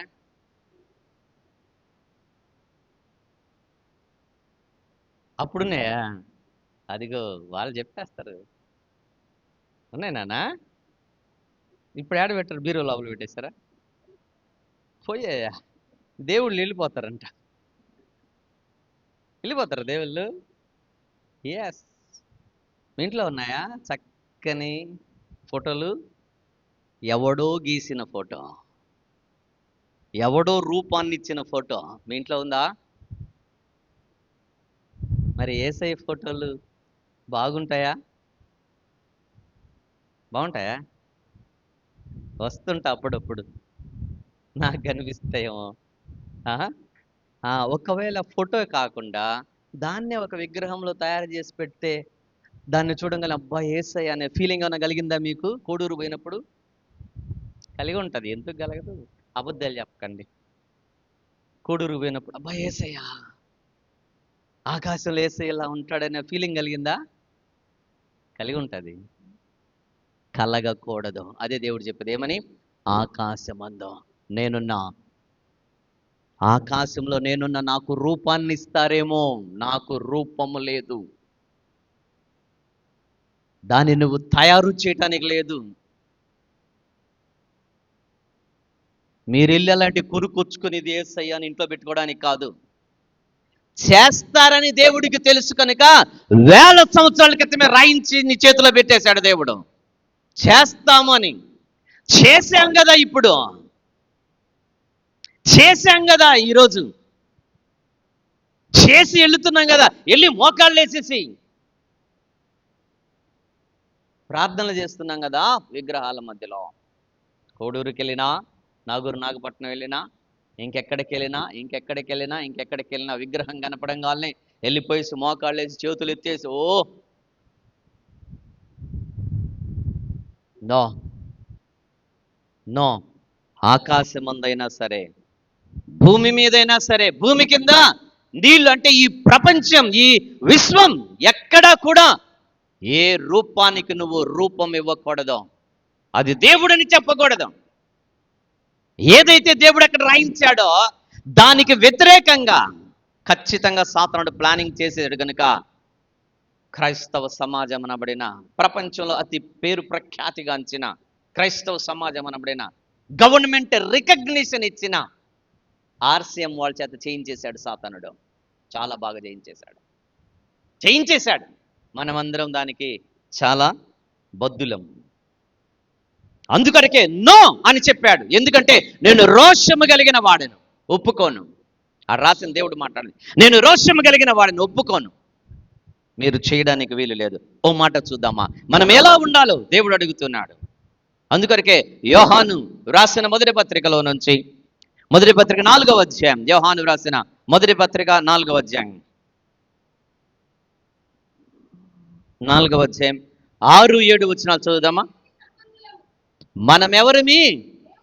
దేవుని సంబంధులం. జాగ్రత్త, నేను దేవుని సంబంధి అనగానే నెక్స్ట్ సెంటెన్స్ లోని ప్రాక్టికల్ లైఫ్ నీలో ఉండాల్సిందే. నెక్స్ట్ సెంటెన్స్ ఫాలోయింగ్ లో ఉండే నెక్స్ట్ దానిని నేను ప్రాక్టికల్ గా ఉండాల్సిందే. అది ఎందుకు చెప్తున్నాడు చూడండి. ఈ దేవుణ్ణి ఎరిగిన వాడు దేవుని మాట వింటాడు. నేను దేవుని ఎరిగా అని నువ్వు చెప్తే అర్థమైంది, నేను దేవుని మాట వినాలి. దేవుని మాట వినడం అంటే ఏంది? టీవీలో ప్రసంగాలు, దేవుని మందిరంలో ప్రసంగాలు వినడమా? నో, అది కాదు దేవుడి మాట వినడం. దేవుని వాక్యం వింటున్నారు మీరు, దేవుని మందిరానికి వచ్చి టీవీకి వచ్చి వాక్యాన్ని వింటున్నారు, మంచిదే. దేవుని మాట వినడం. ఉదాహరణకి మీకు పిల్లలు ఉన్నారు, మన ఇళ్లలో పిల్లలు ఉన్నారు. నువ్వు చెప్పావు అక్కడికి వెళ్ళకూడదు అంటే మీ వాడు వెళ్ళిపోయాడు. దాన్ని ఏమంటారు? ఆ? మాట వినకపోవడమా? నిజమేనా? ఒప్పుకున్నారా? అవునా? సరేనా? మన వాళ్ళు చాలా అలర్ట్గా ఉంటారు కదా, అందుకే. అలాగే దేవుడు కూడా నీకు చెప్పాడు ఏమని? నువ్వు ప్రార్థన చేసుకోవాలి అని. అప్పుడు నువ్వేం చేస్తున్నావు రోజు? ఇప్పుడు చెప్పరు, ఇప్పుడు చెప్పరు. ఇందాక పిల్లోడి మీద అయితే గబక్కని చెప్పేశారు. మనం వెళ్ళొద్దు అన్న దగ్గరికి వెళ్ళాడు అంటే తప్పు చేశాడు, దేవుని మాట లేదన్నారు. ప్రార్థన చేసుకోండి అని దేవుడు చెప్పాడు, చేసుకున్నారా అంటే? ప్రార్థన చేసుకున్నారంటే చెయ్యట్లేదా? నేను మిమ్మల్ని అనలేదు, నేను మిమ్మల్ని అనలా. నేనెందుకంట? మీరు చేయలేదు, నేనెందుకంట? ఎందుకంటే నేను కాదు కదా మీ మీ ప్రతిరోజు మీ జీవన విధానాన్ని చూసేది నేను కాదు, నా దేవుడు చూస్తున్నాడు కనుక. దేవుడు నేను వాక్యాన్ని ధ్యానించు అని చెప్పాడు. నా మనస్సుని నీతో మాట్లాడని వాక్యాన్ని ధ్యానిస్తే నా మనస్సు నీతో మాట్లాడుతుందని దేవుడు చెప్తే దేవుణ్ణి మాట్లాడనివ్వలేదు. మనం మన జీవితంలో దేవుణ్ణి మాట్లాడనివ్వడం లేదు. ఎందుకంటే ఆయన వాక్యాన్ని నేను చదవాలంటే చదవడం కాదు, వాక్యాన్ని చదివితే ఆ వాక్యములో నన్ను ఏం చేయమన్నాడు దేవుడు. ఈరోజు నేను చదివిన వాక్యములో నన్ను ఏం చేయమన్నాడో అది నేను చెయ్యడానికి నా జీవితాన్ని నేను సిద్ధపరచుకున్నట్లయితే ఖచ్చితంగా దేవుని మాట వింటున్నాను అని అర్థం. నేను మారాను అంటే బాప్తిస్మం కాదు నిన్ను మార్చేది, నీ మనస్సు. బాప్తిస్మము కాదు, నీ మనస్సు. మారాను, నేను విన్నాను అంటే నీ మనస్సు దేవుడు చెప్పినట్టు వినింది, దేవుడు చెప్పినట్టు అనుసరిస్తున్నావు, దేవుడు చెప్పింది నువ్వు చేయగలుగుతున్నావు. అది చేయకుండా నేనున్నాను అంటే దేవునికి నేను ఆయన చెప్పిన మాట వినలేదు. ఖచ్చితంగా నేను ఆయన చెప్పిన మాట వినలేదు. అందుకే ఇక్కడ ఏం చెప్తున్నాడు చూడండి, మనము దేవుని సంబంధులం అని డిక్లరేషన్ ఇచ్చాడు. మీరు దేవుని సంబంధులా అని మిమ్మల్ని అడగలా, ఏమంటున్నాడు? మీరు దేవుని సంబంధులు అని డిక్లరేషన్. దేవుడు చెప్పేది సంఘముతో అనగా నీతో నాతో ఏమని? మనము దేవుని బిడ్డలం, మీరు నా బిడ్డలు, మీరు నా వాళ్ళు, నేను ఎన్నుకున్న బిడ్డలు, మీరు నా వాళ్ళు అని చెప్తున్నాడు. మరి ఎన్నుకున్న బిడ్డలు ఎలా ఉంటారని చెప్తున్నాడు దేవుడు? దేవుని ఎరిగిన వాడు దేవుని మాట వింటాడు. తర్వాత దేవుని సంబంధి కానివాడు దేవుని మాట వినడు. గమనించారా? దేవుని మాట వినలేదంటే దేవుడు డిసైడ్ చేస్తున్నాడు. మళ్ళా దేవుని మాట విన్నామంటే ఆయన డిసైడ్ చేస్తున్నాడు. మళ్ళా మనమంతా ఎవరిమి అని చెప్తున్నాడు? మనమంతా ఎవరిమి? దేవుని సంబంధులు అని డిసైడ్ చేసేసాడు. ఆయన డిక్లేర్ చేసేసాడు నువ్వెవరో. దేవుడు డిక్లేర్ చేశాడు నువ్వెవరో. ఎవరంట నువ్వు? దేవుని సంబంధివి. మరి దేవుని సంబంధి అనబడిన వాడు ఏం చేస్తాడట? దేవుని మాట వింటాడు. ఒకవేళ దేవుని మాట నేను నెరవేర్చలేదంటే నేను దేవుని సంబంధిని కాదు. అందుకే డిసైడ్ అవ్వండి, నువ్వు దేవుని సంబంధివా దేవుని సంబంధివి కాదా? డిసైడ్ అవ్వమని దేవుడు అడుగుతున్నాడు. అందుకే ఆయన ఏం చెప్తున్నాడు చూడండి మరలా దాని కంటిన్యూషన్లో, ఇందువలన మనము జాగ్రత్తగా చదువుకోండి ఈ మాట, సత్య స్వరూపమైన ఆత్మ ఏదో అంటే సంఘములో రెండు ఆత్మలు పని చేయడానికి అవకాశం ఉంది అంటున్నాడు. రెండు ఆత్మలు పని చేయటానికి అవకాశం ఉంది అంటున్నాడు దేవుడు. మాట్లాడేది సంఘముతో, అవిశ్వాసులతో కాదు. ఇక్కడ దేవుడు మాట్లాడేది మనతో, సంఘంతో, మనందరితో, ప్రపంచమంతున్న యూనివర్సల్ చర్చ్, సార్వత్రిక సంఘంతో దేవుడు మాట్లాడుతున్నాడు. ఏమని మాట్లాడుతున్నాడంటే, అయ్యా ఇందువలన మనము అనగా సంఘానికి వచ్చే మనము దేవుని సత్యాన్ని, దేవుడు సత్య స్వరూపి కనుక ఆయనలో ఎక్కడ కల్తీ ఉండదు కనుక, ఆయనలో ఎక్కడ ద్విమనస్సు ఉండదు కనుక, ఆయనలో ఎక్కడ కూడా అలాంటి కల్తీ అనేది ఉండదు కనుక ఆయన ఎవరయ్యా అంటే సత్యమునే స్వరూపముగా కలిగిన మహాదేవుడైన ఆ పరిశుద్ధుడైన దేవుడు, ఆ దేవుని లేక ఆ పరిశుద్ధాత్మ దేవుడు ఎవరో కామ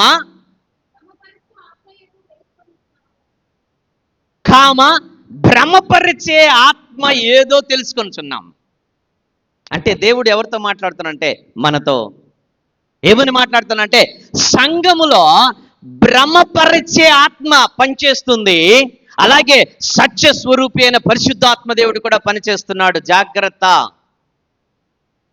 భ్రమపరిచే ఆత్మ అంటే భ్రమ కల్పించడం అంటే ఎలా చెబితే అర్థమవుద్ది అని ఆలోచిస్తున్నా. మీరు ఎండమావులు ఎప్పుడైనా చదివారా, చూసారా? ఎండమావులు అర్థం కదా నేనేం చెప్పింది? ఎండమావులు ఎప్పుడు చూడలేదా? చదివారా, చూసారా? చూసారా? ఏంటో చెప్పండి. ఎక్కడ మీ ఇంట్లో? మంచి ఎండలో, రోడ్డు మీద లేక ఎడారిలో మనం వెళుతుంటే అక్కడ నీటి ప్రవాహం ఉన్నట్టు చాలా క్లియర్గా కనబడుతుంది. నీటి ప్రవాహం ఉన్నట్టు కనబడుతుంది. పోతూనే ఉంటాం, నీళ్లు ఉండవు. కానీ నీకేం కనిపించింది? నీరు. దానినే భ్రమ. సో ఇక్కడ సంఘములో కూడా సత్యాన్ని అనుసరిస్తున్నాను, సత్యములో ఉన్నాను అనే భ్రమలోనికి నడిపించే ఆత్మలు పనిచేస్తాయి. అది దేవుడు చెప్పేది ఇక్కడ. అలాంటి ఆత్మలు పనిచేస్తాయి. అందుకే మనం ఏం చేయాలంటే దేవుడు, నువ్వు ఏది చూసినా సంఘంలో, నువ్వు ఏది చూసినా, ప్రాక్టికల్గా ఏది విన్నా, ప్రాక్టికల్గా ఏది చూసినా ఇది బైబిల్లో ఉందా అనే డిసైడ్ అయ్యే కెపాసిటీ నీకుండాలి.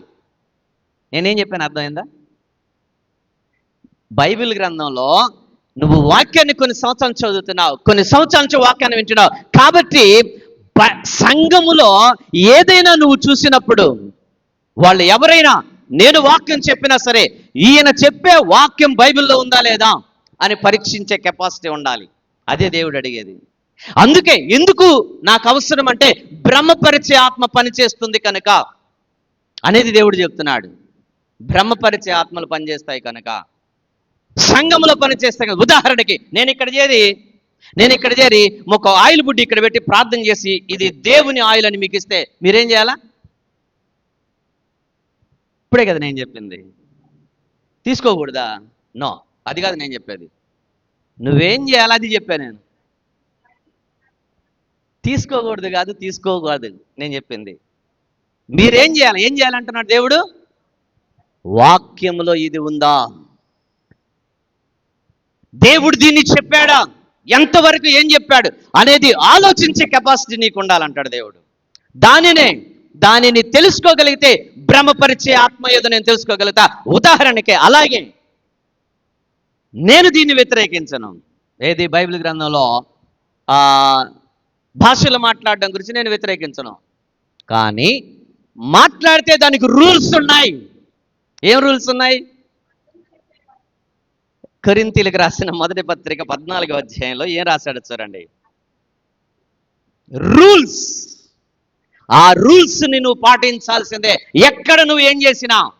చూడండి 14వ అధ్యాయం 27 అన్ని చదవలేదు కానీ సరే చదవండి 27వ వచనం. ఎవడైనాను భాషతో ఎవడైనాను మాట్లాడితే రూల్. ఎంతమంది? 2, ఒకవేళ అవసరమైతే 3. ఎలా? రూల్. వంతులు అంటే ఒకరు మాట్లాడిన తర్వాత ఇంకొకరు. రూలు. ఆ రూల్ ఏంటి? Next continuation. ఒకరు ఏం చేయాలా? అర్థం చెప్పాల. రూలు. నెక్స్ట్ ఏం చేయాలా? అర్థం చెప్పేవాడు లేకపోతే ఏం చేయాలా? సంఘములో మౌనంగా ఉండాలా. ఏం చేయాలా? సంఘములో మౌనంగా ఉండాలా. నీకు భాషలు వస్తున్నా కూడా. నేను చెప్పానా బైబిల్ చెప్తుందా? చూడండి, ఇది చూడడం అంటే. ఎవరైనా భాషలు మాట్లాడండి. మాట్లాడాలి అంటే ఏం చేయాలా? రూల్ ఉంది. ఏందది? ఒకటి తర్వాత ఒకరు మాట్లాడాలా. ఎట్ట మాట్లాడాలా? ఎవడైనా మళ్ళా దానికి అర్థం చెప్పాలా? అర్థం చెప్పిన తర్వాత ఒకటి చెప్పేసిన తర్వాత రెండో వాళ్ళు నీకు వస్తుంటే భాషలు నువ్వు లేయాలా, రెండవ మరలా అర్థం చెప్పాలా? అలా ముగ్గురు కంటే అవసరం లే. అది దేవుడు చెప్పేది. దేవుడు చెప్పేది, మనుషులు కాదు. కాకపోతే సంఘం మొత్తం నిలబడి భాషలు ఎట్లా వస్తాయి నాకు అర్థం కాదు. బైబిల్ ఎక్కడుందో నాకు అర్థం కాదు. బైబిల్ నుంచి ఎలా నేర్చుకుంటున్నారో నాకు అర్థం కాలేదు. దేవుడు ఎలా ఇస్తున్నాడో నాకు అర్థం కాలేదు. మీకేమన్నా అర్థమైతే నాకు చెప్తారని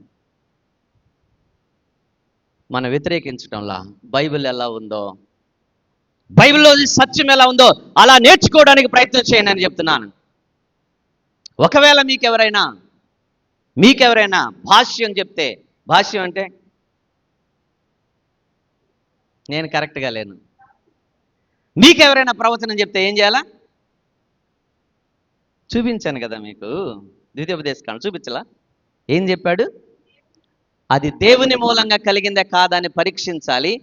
ఆ చెప్పిన ప్రవక్త ఒక్క వర్డ్ మిస్ అయ్యి నెరవేరకపోయినా అది దేవుని దగ్గర నుంచి రాలా. రూల్ అది.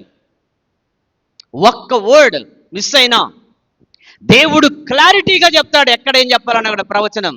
ఆయన ఈ దిక్కు నుంచి మీ పిల్లలకి ఆ సంబంధాలు వస్తాయి, పడమటి దిక్కు నుంచి వస్తాయి అని చెప్పడు. ఎట్లా చెప్తాడు దేవుడు? చెప్తే డైరెక్ట్ ఏమని చెప్తాడు? ఎలా చెప్తాడు? దావీదుని ఎన్నుకోవాలనుకున్నాడు దేవుడు, సమూయేలుని పిలిచాడు. సమూయేలు నువ్వు వెళ్ళు ఫలాని దగ్గరికి, బెత్లెహేములో యెష్షై ఇంటికి వెళ్ళు. క్లారిటీ ఉందా? దేవుడు చెప్తే క్లారిటీ. యెష్షై ఇంటికి వెళ్ళాడు. ప్రభు ఎవరు? ఇంకా దేవుడు క్లారిటీ ఇస్తున్నాడు. పెద్దోడిని చూశాడు, చాలా అందంగా ఉన్నాడు, దేవుడు ఎన్నుకున్నది ఎన్నే అని అనుకున్నాడు. సమూయేలు ప్రవక్త, కానీ ఆయన వస్తే దేవుడు ఏం చెప్పాడు? కాదు, నేను పై రూపాన్ని చూడను, నేను చూసేది లోపల అంతరంగాన్ని చూస్తా. దావీదు వచ్చేంతటి వరకు నువ్వు ముందు ఇచ్చే ఇంటికి క్లారిటీ, ఇదిగో దావీదు నేను ఎన్నుకున్నవాడు. అలా ఉంటుంది దేవుని క్లారిటీ ఏది ఇచ్చినా, ఏ ప్రవచనం వచ్చినా. కానీ మన ప్రవచనాలు ఎలా ఉంటాయి? నాకు ఈ దుక్కు చూపిస్తున్నాడు దేవుడు, ఈ దుక్కు. ఏ దుక్కు నాకు అర్థం కాదు. నో, చాలా క్లారిటీగా ఉంటాడు దేవుడు. నీకు చెప్పాలి అనుకుంటే క్లియర్గా చెప్తాడు దేవుడు. నో, ఆయన షాడోతో ఆటలాడాడు. అలాంటి దేవుడు నీ దేవుడు. అందుకొరకే దేవుడు ఇక్కడ ఏం చెప్తున్నా అంటే, భ్రమపరిచే ఆత్మలు పనిచేస్తాయి, సత్య స్వరూపి అనబడిన పరిశుద్ధాత్మ దేవుడు సంఘములో పనిచేస్తాడు. నువ్వు ఎవరికి నీ హృదయాన్ని ఇస్తావో అలాగున పని జరుగుతుంది, అలాగున నడిపించబడతావు నీ హృదయం. అది దేవుడు చెప్పేది. మరి అందుకొరకే ఆయన ఏం చెప్పాడో తెలుసా? ఆకాశం అందే కానీ 10 ఆజ్ఞల్లో, భూమి అందే కానీ, భూమి కింద నీళ్ళలో కానీ ఎక్కడా రూపాన్ని నీ చేతులతో చేయకూడదు. యేసయ్య మంచి ఫోటోని మీరు గీసుకొని ఇది యేసయ్య అని చెప్పడానికి వీల్లేదు ఈ ప్రపంచంలో. ఎవడో గీసిన యేసయ్య ఫోటో అదేమన్నంటే, అప్పుడు యేసయ్య సిలువలో ఎక్కుతుంటే ఎవడో అద్దాడట ఆ ముఖానికి, ఆ బ్లడ్ స్టెయిన్స్ అలాగే స్టిక్ అయ్యాయంట. అంత నిజమైన ఆర్టిస్టిక్గా వెళ్ళి ఫేస్ తుడుచుంటారా యేసయ్యకి? గబగబా ఇళ్ళు తుడుచుంటారా? ఒకవేళ ఎలా తుడుచుంటారు? ఉండండి సార్, ఉండండి అయ్యగారు, మీ ఫేస్ నాకు కరెక్ట్గా రావాలని ఇటు అటు తీసేస్తారా? ఆ రోమా సైనికులు కొడుతున్నారు యేసుక్రీస్తు ప్రభుని, వచ్చిన వాళ్ళని తోసేస్తున్నారు, నెట్టేస్తున్నారు. పోయి ఆ ముఖాన్ని అద్దితే ఆ అద్దిన ముఖం అంతా దాంట్లో ఉందంట. దాన్ని తెచ్చి మ్యూజియంలో పెట్టడం, దాన్ని మళ్ళీ డ్రాయింగ్ వేయడం, దాని గురించి మళ్ళా ఇదిగో క్రీస్తు ప్రభు వారి ఫేస్, రియల్ ఫేస్. నో, భ్రమపరిచే ఆత్మ పనిచేస్తుంటుంది, జాగ్రత్త. You can't draw. యేసుక్రీస్తు ప్రభు వారి యొక్క ఫేస్ ను నువ్వు డ్రా చేయకూడదు. దాన్ని ఫోటో ఫ్రేమ్ గా మీ ఇంట్లో పెట్టుకోవడానికి వీల్లేదు, దానికి ఒక రూపాన్ని నువ్వు చెక్కడానికి వీల్లేదు. అందుకే ఆకాశం అందే కానీ నేనున్నది ఆకాశములు కనుక అక్కడ ఏ రూపం ఈ భూమి మీద మీరు చేయటానికి వీల్లేదు. ఆ రూపాన్ని మీరు చూడలేదు కనుక దేవునికి ఆ విగ్రహం అవసరం లేదు.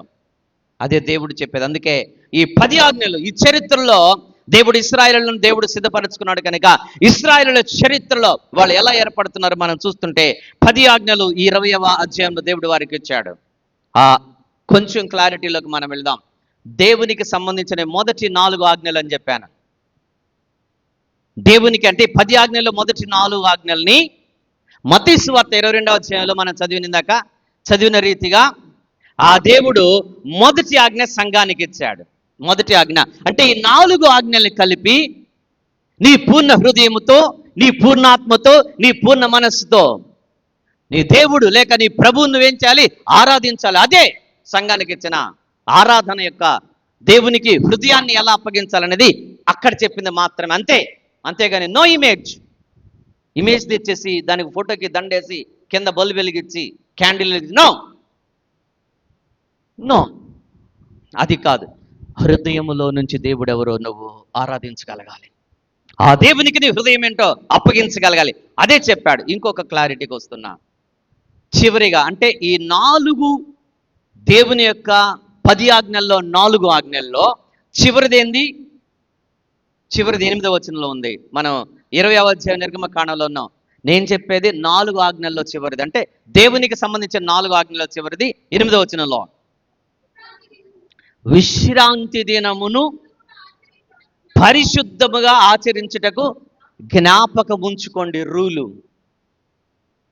ఒక క్వశ్చన్ మనం ఆలోచించాల్సింది, విశ్రాంతి దినాన్ని ఆదివారానికి మార్చామా? విశ్రాంతి దినాన్ని ఆదివారానికి మార్చామా మనం? నో, మార్చలా. మొదటి క్లారిటీ, విశ్రాంతి దినాన్ని ఆదివారముగా మనం మార్చలా. విశ్రాంతి దినాన్ని ఆదివారంగా మనం మార్చలా. అయితే ఇక్కడ దేవుడు చెప్పిన విశ్రాంతి దినం ఏది? మొదటగా ఆలోచించండి. దేవుడు చెప్పిన విశ్రాంతి దినం ఏది? నేను మీకు క్లారిటీ ఇవ్వడానికి ఒక ఆలోచన చెప్తున్నాను. సరే, ఇప్పుడు మనము శనివారము అని మనం తీసుకుంటే మన క్యాలెండర్లో శనివారం అని తీసుకున్నాం. శనివారం విశ్రాంతి దినం అని తీసుకుంటే ఎందుకు చెప్తున్నా అంటే ప్రపంచంలో శనివారం అనే నానుడిలోకి వచ్చేసింది ప్రపంచం. అందుకొరకే శనివారం ఆరాధించాలని చెప్పి అది విశ్రాంతి దినం అని చెప్పి ఒక డినామినేషన్ తయారైంది కదా, అయింది కదా. అందుకు క్లారిటీ ఇస్తున్నా, అందుకు అర్థమయ్యేటట్టు చెప్తున్నా. 7th డే ఇచ్చారు కదా, 7th అడ్వెంటిస్ట్ అంటే ఆ రోజు విశ్రాంతి దినం 7వ రోజు అని, శనివారము 7th డే అని క్లారిటీ ఇచ్చారు. నేను ఒక ప్రశ్న మీకు అర్థమయ్యేటట్టు, మరి మనం వాడే ఈ క్యాలెండర్ నేను చాలాసార్లు చెప్పాను, ఎవరు క్రియేట్ చేశారు చెప్పాను. నేను మర్చిపోకూడదు, ఇవన్నీ మనకు అవసరం. గ్రెగేరియన్ అనే చర్చ్ ఫాదర్, గ్రెగేరియన్. కాబట్టి మన క్యాలెండర్ని గ్రెగేరియన్ గారు క్రియేట్ చేశారు, మనం ఇప్పుడు వాడేది. సరే, మన క్యాలెండర్లో నెలకి ఎన్ని రోజులు ఉంటాయి? ఆప్షన్ 30 ఉండొచ్చు, 31 ఉండొచ్చు, 28 ఉండొచ్చు, 29 ఉండొచ్చు, ఏదైనా ఉండొచ్చు. అది మన క్యాలెండర్. దాన్ని నేను తప్పు పట్టడానికి కాదు చెప్పేది, నేను చెప్పేది విశ్రాంతి దినాన్ని గురించి చెప్తున్నా అంతే. అది మన క్యాలెండర్ యొక్క రూల్. అయితే దేవుడిచ్చిన క్యాలెండర్ ఇదేనా అదేనా? గ్రెగేరియన్ గారు ఇచ్చే క్యాలెండర్లో మనం వాడుకుంటున్నామే, ఈ క్యాలెండర్ ఏనా దేవుడు ఇచ్చింది ఇశ్రాయేలుకి? ఆ క్యాలెండర్లో ఈ క్యాలెండర్కి ఏమైనా తేడా ఉందా? మరి ఆ క్యాలెండర్ ప్రకారం అయితే నేను ఈ క్యాలెండర్ని బేస్ చేసుకొని ఎలా చెప్తా శనివారం విశ్రాంతి దినం అని? ఎలా చెప్తాను? అందుకే మనకు అర్థం అవ్వండి. చెప్పండి, నిర్గమకాండము ఏది మాట్లాడినా బైబిల్లోంచి మాట్లాడితే బాగుంటుంది కదా, సొంతగా చెప్తే ఎలా ఉంటుంది? 12వ అధ్యాయంలో చూడండి, 2వ వచనం. ఇశ్రాయేలులు ఐగుప్తులోంచి బయలుదేరేటప్పుడు వాళ్ళకి క్యాలెండర్ ఇస్తున్నాడు దేవుడు. ఇశ్రాయేలీలు ఐగుప్తులోంచి ప్రారంభమయ్యే మొదటి రోజు క్యాలెండర్ వాళ్ళకి ఇస్తున్నాడు దేవుడు. స్టార్ట్ చేస్తున్నాడు. క్యాలెండర్ అంటే ఏంటయ్యా అని చూడండి, 2వ వచనం. నెలల్లో ఈ నెల మీకు మొదటిది, ఇది మీ సంవత్సరానికి మొదటి నెల. అంటే మొదటి రోజు ప్రారంభమైంది, నెల ప్రారంభమైంది, సంవత్సరం ప్రారంభమైంది. అక్కడ నేను ఇస్తున్నా ఆ రోజు నుంచి. మరి అప్పటికే ఆ ఐగుప్తు క్యాలెండర్ ఉందంటే ఉంది, గుర్తుపెట్టుకోండి. అప్పటికే ఐగుప్తు క్యాలెండర్ ఉంది. అలాగే బబులోను సామ్రాజ్యం క్యాలెండర్ ఉంది, రోమా క్యాలెండర్ ఉంది. అది కాదు నేనిస్తున్నా.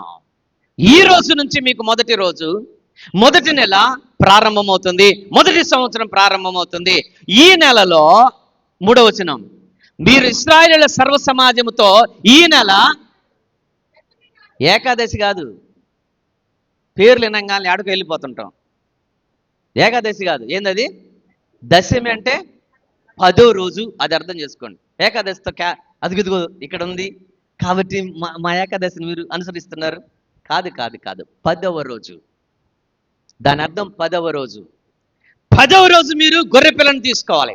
సో ఈ క్యాలెండర్కి నేమ్స్ ఇచ్చాడా దేవుడు. చూడండి 13వ అధ్యాయం, త్వరగా 4వ వచనం, వాళ్ళు ప్రారంభమైన మొదటి నెల పేరు చదవండి. అబీబను నెలలో ఈ దినమందే మీరు బయలుదేరి వచ్చారు. అంటే వాళ్ళు బయలుదేరిన మొదటి ఆ దేవుని యొక్క క్యాలెండర్ యొక్క నెలలో మొదటి నెల పేరు ఆబీబ్. గమనించారా? హిబ్రూ భాషలో ఆబీబ్ అని పిలుస్తారు. అక్కడి నుంచి ప్రారంభమైంది క్యాలెండర్. ఆ క్యాలెండర్కి రోజులెన్ని అంటే కరెక్ట్గా 30 రోజులు. వాళ్ళు ఎలా గుర్తించాలి అంటే దేవుడు చెప్పాడు, క్రెసెంట్ ప్రారంభమవుతుంది అనగా మీరు ఆకాశాన్ని చూసినప్పుడు పౌర్ణమి టు పౌర్ణమి ఎన్ని రోజులు? 30 రోజులు. దానిని అనుసరించి తెలుసుకోవటానికి కాలమానం పెట్టాడు, అంతేగాని అవి దేవుళ్ళు అవ్వకూడదు. కాలమానం అంటే ఇశ్రాయేలులకు దేవుడిచ్చిన క్యాలెండర్ 30 రోజులు. సో ఆ 30 రోజులు మనం గమనిస్తే ఆ 30 రోజుల క్యాలెండర్ దేవుడు డివైడ్ చేస్తే 1వ రోజు, 2వ రోజు, 3వ రోజు, 4వ రోజు, అలాగున 7వ రోజు విశ్రాంతి దినం. మన క్యాలెండర్ కాదు, ఇశ్రాయేలుల యొక్క క్యాలెండర్లో 7వ రోజు విశ్రాంతి దినం. మన క్యాలెండర్లో అయితే కాదు. అందుకొరకే మన క్యాలెండర్ కాదు ఇక్కడ చెప్పింది దేవుడు వాళ్ళకి. వాళ్ళ క్యాలెండర్లో వచ్చే 7వ రోజు విశ్రాంతి దినముగా పరిశుద్ధంగా మీరు ఆచరించాలి అని దేవుడు వాళ్ళకి ఆ నిర్గమ కాండంలో 20వ అధ్యాయంలో ఒక చట్టంలో ఒక రూల్ పెట్టాడు. ఆ చట్టాన్ని వాళ్ళు అనుసరించాల్సిందే. అది ఇశ్రాయేలులకు పెట్టాడు. ఆ తర్వాత యేసుక్రీస్తు ప్రభు వారు వచ్చినప్పుడు మరి యూదులలోని పరిసయ్యుల శాస్త్రులు యేసుక్రీస్తు ప్రభుని ఇలా అన్నారు, ఏమని?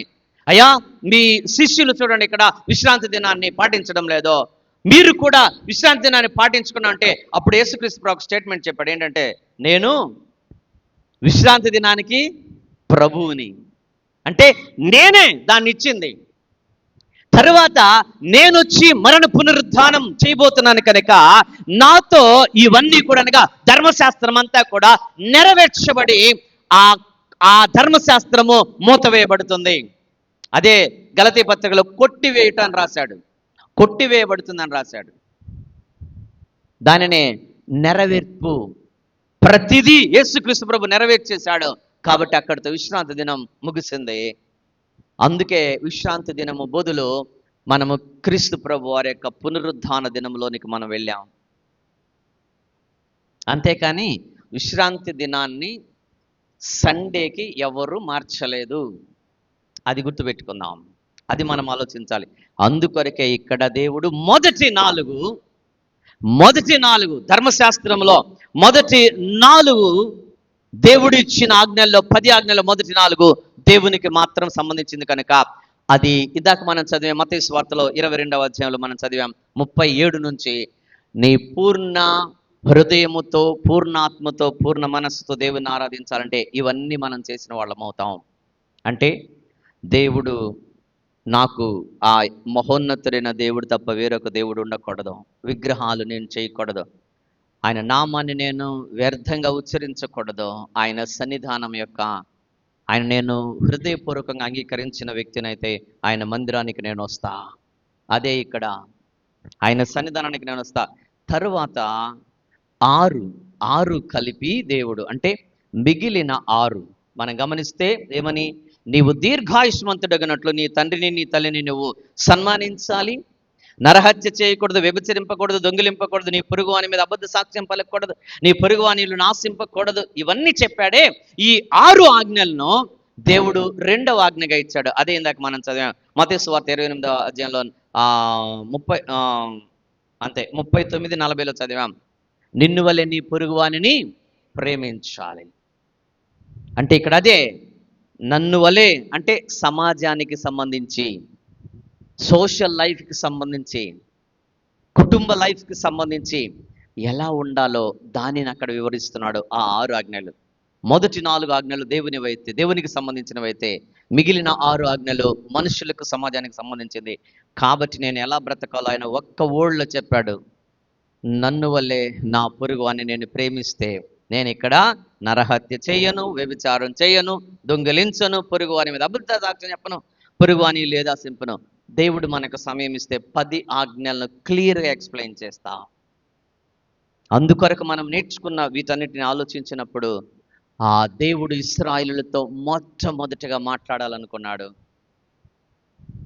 ఆయన వారితో మాట్లాడుతుంటే, ఆ పరిశుద్ధమైన దేవుడు వాళ్ళతో మాట్లాడుతుంటే వాళ్ళు, అయ్యా మేము తట్టుకోలేం, మేము చనిపోతాం, ఆ దేవుణ్ణి మేము చూడలేకపోతున్నాం. ఆయన మహిమనే వాళ్ళు చూడలేకపోయారు, ఇంకా దేవుణ్ణి చూడలేరు.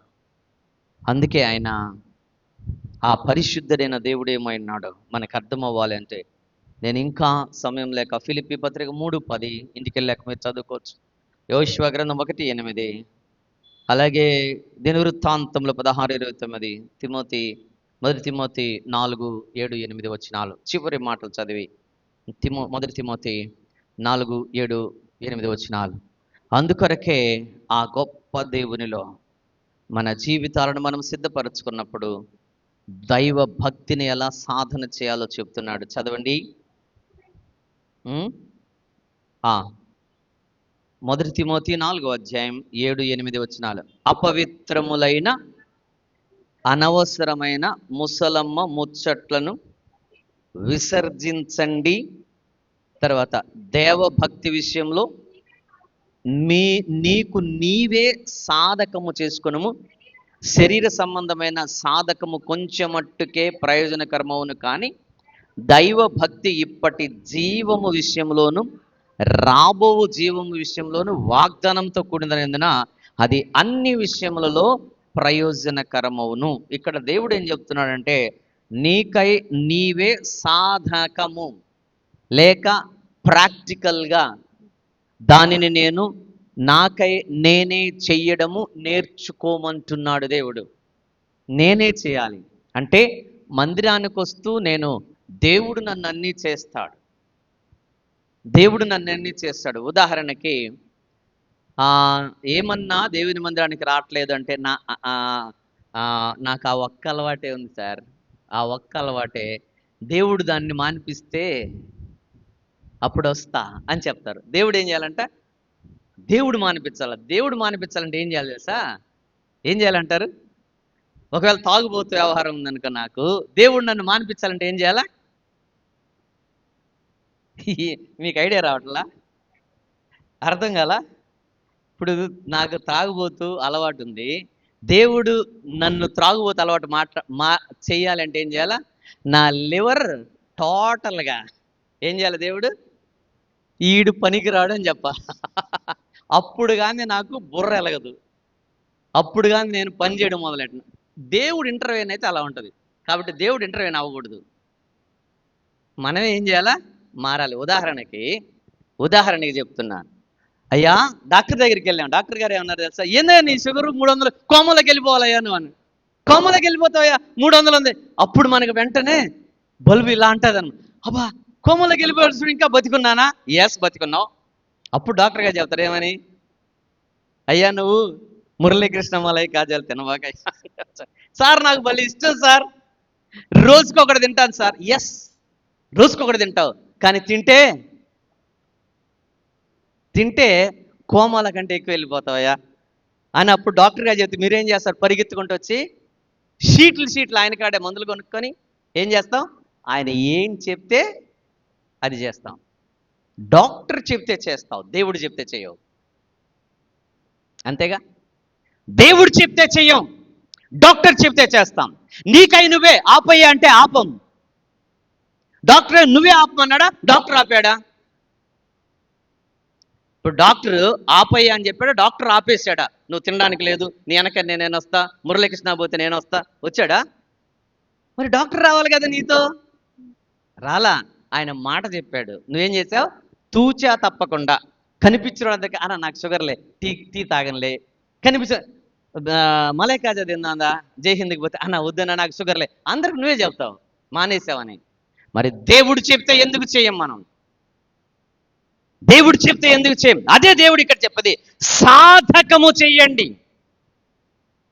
అనవసరమైన మాటలు మాట్లాడినందువలన, అపవిత్రమైన మాటలు మాట్లాడిన వలన, ఉపయోగం లేని మాటలు మాట్లాడిన వలన, లేని విషయాలు ఎవరైనా చెప్తే దాన్ని బాగా ఒక న్యూస్ ఛానల్ లాగా స్ప్రెడ్ చేయడానికి సిద్ధపడిన మానవ సమాజాన్ని గురించి దేవుడు మాట్లాడుతూ, మనము వాటిని విడిచిపెడితే నీకై నీవే, ఇక్కడ రాశాడు, దైవ భక్తి విషయములో నీకు నీవే నేను ప్రార్థన చేసుకోవాలి అని నీకు నీవే, నేను వాక్యం చదవాలి అని నాకు నేనే, నేను దేవుని మందిరానికి వెళ్ళాలి నాకు నేనే డెసిషన్ తీసుకోవాలి.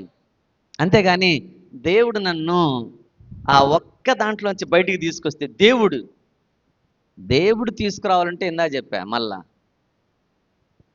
దేవుడు తీసుకురాకూడదు. దేవుడు తీసుకురావాలంటే ఏం చేయాలి? దేవుడు గుండెని ఒకసారి అటు ఆపి అటు అనాల. అప్పుడు వెంటనే సింహపురి ఐసీయూలో, ఆడ బాగలేదంటే సిఎంసిలో, ఆడ కూడా బాగలేదంటే అపోలో, అమెరికాకైనా పోతాం, పోవా? అందుకు దేవుడు ఇంటర్వ్యూని అవ్వద్దు అని చెప్పండి. మనమే నాకై నేనే నిర్ణయాలు, నాకై నేనే. దేవుడు అంటే ప్రేమ కలిగిన వ్యక్తిగా మారాలి, అది దేవుడు చెప్పేది. నేనే మారాలి, అది దేవుడు అడిగేది. అలా మారడానికే దేవుడు ఇశ్రాయేలులకు ఒక చట్టాన్ని ఇచ్చాడు. దాన్నే తోరా అన్నారు హీబ్రూ భాషలో, దాన్నే ధర్మశాస్త్రం. ఆ చట్టమే ఇశ్రాయేలు దగ్గర నుంచి ఇచ్చిన ఆ చట్టాన్నే ఈ ప్రపంచం తీసుకునింది, దాన్ని ఫిల్టర్ చేసుకునింది. రాజ్యాంగాలు, చట్టాలు రాసుకున్నారు. అలాగే ఈ భారతదేశం అలా రాసుకున్న చట్టాల్లో నుంచి 10 దేశాల రాజ్యాంగాలు తీసుకున్నారు, ఆ చట్టాలని వాడుతున్నారు. ఇవన్నీ బేస్ మోషే ధర్మశాస్త్రం.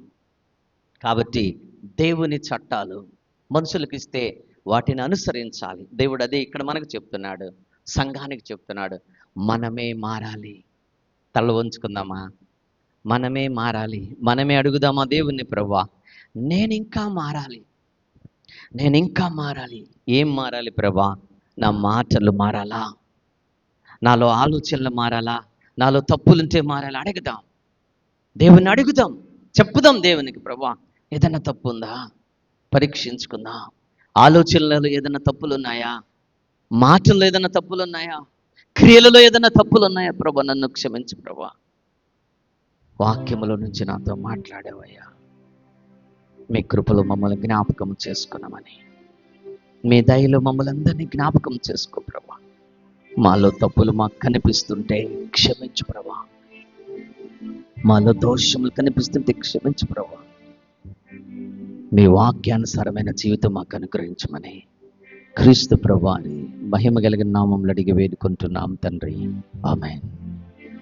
సమయంలో మరి పాట పాడుతుండగా కానుకలు స్వీకరించుకుందాం. మన మధ్యలో కానుకలు స్వీకరించాలని మనం చేసుకుంటున్నాం.